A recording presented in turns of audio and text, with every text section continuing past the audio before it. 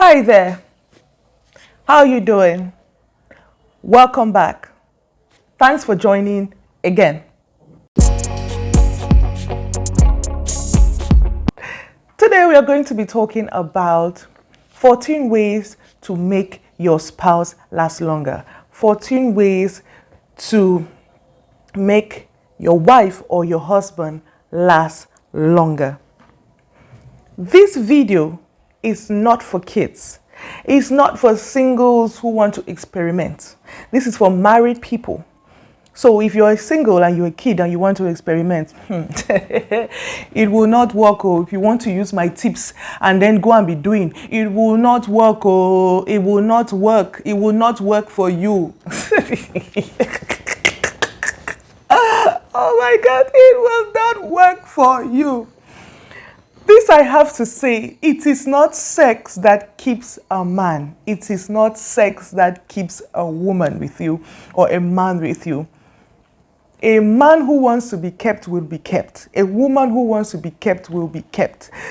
Most people believe that if they start having sex out of marriage or start having unprotected sex before they are married, they are going to keep the man, they are going to keep the woman. That is deluded. That is deluded. That is a delusional thinking, because whoever wants to be kept will be kept. And the truth is, if you start having sex out of marriage or before marriage, what happens is there's always going to be trust issues. And it takes only your Creator in heaven to help you. So sex out of marriage and sex before marriage is not good. So this video is for people who are having sex with their spouse. And at the end of this video, you are going to see that if you just have one partner and you're having sex with just your spouse, you guys are going to have a fantastic sex life. So point number one is that if you're feeling pain during sex, in any position that you guys are into, it is important that you notify your spouse, because this pain during sex may cause you to start getting dry, may cause you to start losing focus. You start focusing on the pain instead of focusing on the pleasure or on pleasuring your partner. And what happens is your partner may just want to come so that, it stops. So when you tell your spouse that you are going through this type of pain, your partner would, you change position or know how to do it, either not thrust in too deep, either not do this or that. So it keeps you focused and you guys can enjoy sex for longer. Number two is give it time to understand your partner's body. Give it time to understand your partner's sex language. This is especially for those who are newly married, newlyweds, or those who are just beginning to have sex for their first time. This is very important. Give it time. Don't go into that marriage or into that relationship with baggage or images or sex positions or images from your past relationship into this relationship, because you end up comparing and the relationship will not last. And if you go into this relationship with giving it time and just giving your time to explore your husband's G-spot, your wife's G-spot, it makes you to be patient and you last longer during sex. Point number three, check your expectation. This is especially if you have at the back of your mind, you're comparing your spouse with your ex. This is particularly for those who have soul tie covenants, who are still attached to the spirit of their ex-husband, their ex-boyfriend, their ex-wife, their ex-girlfriends. This is what happens here, because you still have the images, the orgasms, the sex positions, the sizes or the shapes of their manhood in your spirit, and no matter what your spouse is doing, you will not even be wet. You will not even be into it. You would just want to finish quickly and then get off. Yes, just get off. You wouldn't want to enjoy it because you still have. And this is why it is important to break soul tie covenants before you enter any marriage, especially if you want to enjoy intimacy with your spouse. So quit comparing. The moment you start to compare your spouse's genitals with that of your ex, know that you are still attached to a soul tie covenant. Or the way your spouse is having sex with you, with the way your ex used to, know that you are still attached to soul covenant. Or the orgasm, multiple orgasms you're having and your spouse was giving you maybe even more or less, know that you are still attached to soul tie covenants. Please do seek help. If you're a Christian, go for deliverance. The fourth point, breaking every soul tie covenant. When you are still attached to a soul tie covenant of an or a past relationship, what happens is even while you're having sex with your spouse, the images of your spouse begin to come into your head, or your ex begins to come into your head. And all that happens is you get disconnected and you want to come quickly. But if you're focused on just your spouse that is in front of you, what happens is you take time to satisfy her and you take time to satisfy him, and sex lasts longer. Number 5, take it one step at a time. Do communicate with your spouse every time you have sex or after sex. Ask them, how can we make sex better? What did you enjoy about it? Tell me what you didn't like about it. What makes sex more fun? How can I pleasure you? How can we do this? Let's have these conversations, because we live in a community, and especially for some religious reasons, cultural reasons, and even some social communities, we're talking about reproductive health. It's a taboo. We're talking about reproductive health. It's a no, no, no, no, no. And this is one of the reasons why many people, many relationships suffer, because there's lack of communication. They devalue the importance of sex, and that is how they keep going out to get more, because they are never satisfied, because they haven't even learned the act of even communicating their feelings to one another. Number 6 is mix the strokes, mix the movement, mix the thrusting in and out. Know that when a man or a woman, when you're going in faster, harder, you have a 99% chance of coming quickly. But if you are mixing the strokes, like you're going slowly and you're going fast, you're going slowly and you're going fast, it's like holding or slowing down your orgasm or your climax. And this is very important to staying longer, to enjoying sex for longer. The 7th point is mix things. Instead of just doing foreplay at the beginning and just having penetrative sex all through to the end, why don't you start with foreplay, you do penetrative sex, you stop.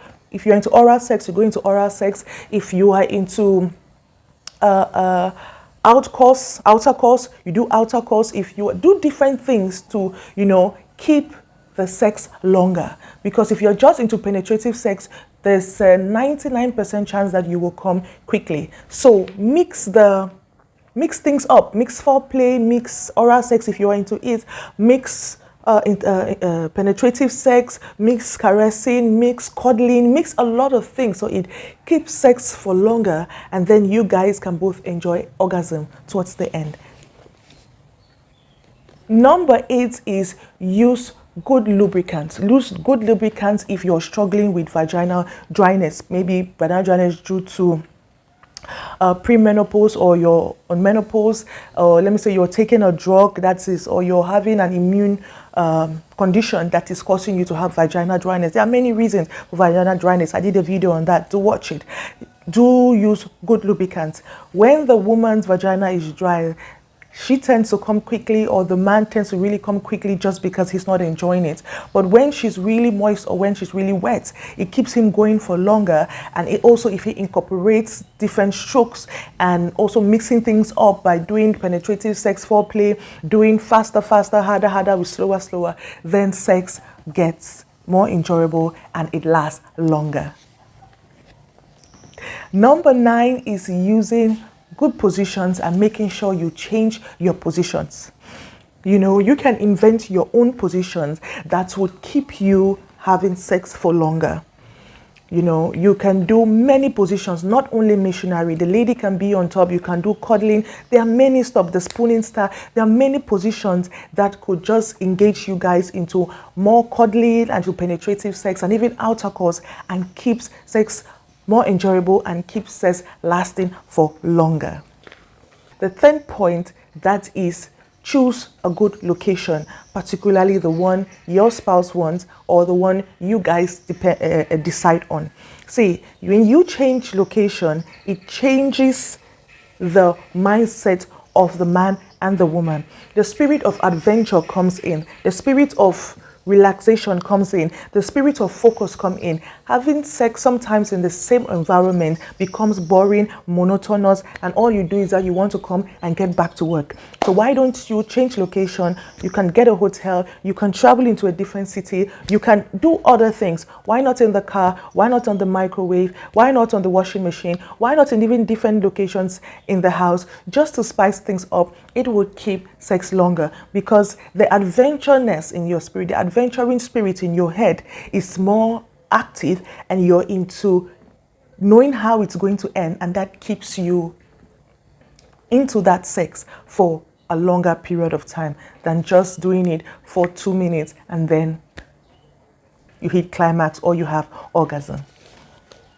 And with this, I have to say, when you are into changing positions, while you withdraw, a man withdraws from the woman, and while she changes position and he tosses himself back into her, what happens is it withholds ejaculation. So it prevents him from ejaculating or reaching climax. So this is very important. It keeps the man staying longer, and also keeps the woman staying longer. She doesn't hit climax very easily, because that changing position also has that adventurous spirit, also delays orgasm.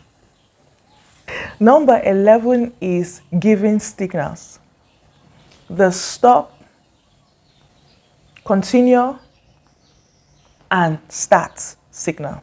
You see, when you're about to come, I think this is for couples who have made up their mind that they want to enjoy longer sex, or they want to have sex for a longer period of time. When you're about to come, you indicate to your spouse that I'm about to come, and your spouse may slow down or may withdraw from you, or you guys may change position, and then you guys continue. You can say continue, and this is for both male and female. If your man wants to come, he tells his wife, I'm about to come, and she stops, and then it slows down orgasm or climax, and then sex lasts for longer. Number 12 is get involved in outer course. That's what we call intercourse, when the penis penetrates the vagina. And what they call outer course is when you can actually use your manhood to actually stimulate your spouse's clitoris or the opening of her vagina, or you can stimulate her clitoris with your finger or with your thumb. It depends on what you are into. So you can go into outer course to be able to delay vaginal orgasms, and even also delay you as a man from hitting climax. Number 13 is be hygienic. Look, nothing turns off a man or a woman with a partner that is not hygienic, that smells awful, that has body odor, especially down there. I've done several videos on this, on how to clean your private area as a man, how to clean your private area as a woman, and the things you have to do before sex. So please watch those videos. It is very important, because when you are not clean, when you start having sex with your spouse, the spouse easily gets distracted and is not focused on giving you pleasure or focus on staying for longer. All your spouse wants to do is your spouse wants to come to satisfy you and get off it. So what you have to do is make sure you're hygienic. Make sure as a woman you have shaved down there. Make sure as a man you have shaved down there, because pubic hairs entering into the vagina actually irritates the woman, and she will not be focused, and she may come easily. She may get turned off easily. So what you have to do is your hygiene should be top notch. And the last and the 14th point is keep only one partner.